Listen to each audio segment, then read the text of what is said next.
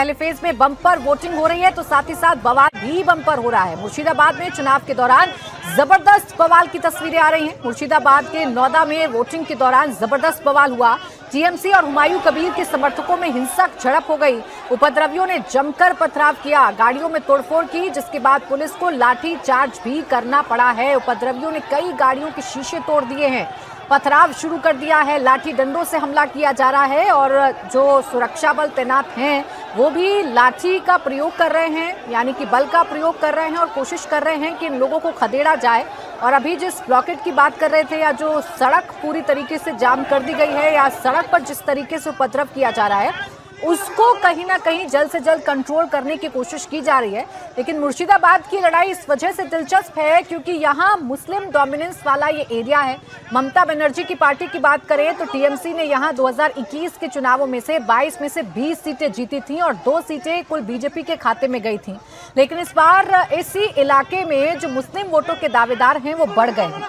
हुमायूं कबीर ने बाबरी मस्जिद के जरिए एक बड़ा नैरेटिव खड़ा करने की कोशिश की, एक बड़ा नेता बनने की कोशिश की, लेकिन चुनाव से ठीक पहले उनका एक स्टिंग आता है। बाबरी मस्जिद को लेकर उनकी डील कथित तौर पर क्या हुई, इसको लेकर एक नैरेटिव चलाया जाता है। टीएमसी इसको लेकर एग्रेसिव होती है, जिससे कहीं ना कहीं हुमायूं कबीर के समर्थन में जो एक मुस्लिम वर्ग खड़ा हो रहा था उसमें भी नाराजगी आई।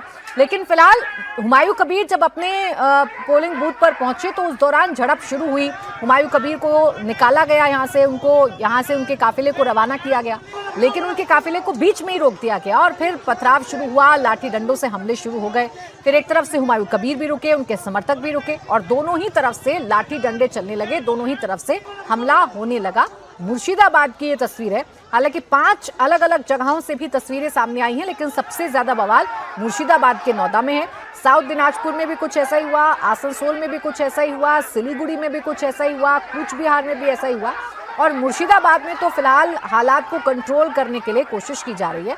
हालांकि बवाल के बीच एक बड़ी खबर आपको बता दें, हुमायूं कबीर धरने पर बैठ गए हैं। टीएमसी के कार्यकर्ता गुंडागर्दी कर रहे हैं। हुमायूं कबीर ने कहा है टीएमसी कार्यकर्ताओं पर एक्शन हो, हमारे कार्यकर्ताओं को मारा पीटा जा रहा है।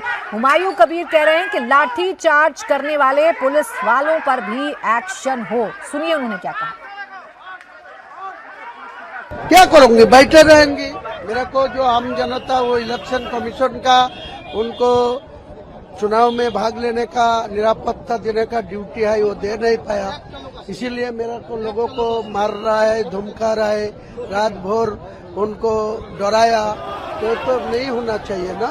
ये इलेक्शन कमीशन इसनो जो गुंडागिरी कर रहा है टीएमसी वाला, उनको खिलाफ कार्रवाई करना चाहिए। बाद में नहीं उठ जाएगी। देखिए आराम से हुमायूं कबीर जूस पी रहे हैं और आराम से बता रहे हैं कि चुनाव आयोग को क्या करना चाहिए, चुनाव आयोग को क्या कार्रवाई करनी चाहिए। लेकिन अपने समर्थकों को भी पीछे हटने के लिए हुमायूं कबीर कह सकते हैं, हालात ना बिगड़े इसके लिए हुमायूं कबीर भी अपने समर्थकों से अपील कर सकते हैं, तो वहीं टीएमसी भी अपील कर सकती है। लेकिन अभी दोनों ही पार्टियों को इस बात से बिल्कुल मतलब नहीं है कि वोटर मतदान केंद्रों तक पहुंच रहा है या नहीं पहुंच रहा है। अभी तो बवाल करना है, क्योंकि यहाँ सवाल भी वोटों का ही है, एक विशेष वर्ग का सवाल है जिसके खिलाफ जो रोष है इन दोनों का एक दूसरे के खिलाफ निकल रहा है। बंगाल इलेक्शन पर राहुल का भी बड़ा बयान सामने आया। ममता की वजह से बंगाल में बीजेपी का रास्ता खुला, ये राहुल गांधी मान रहे हैं।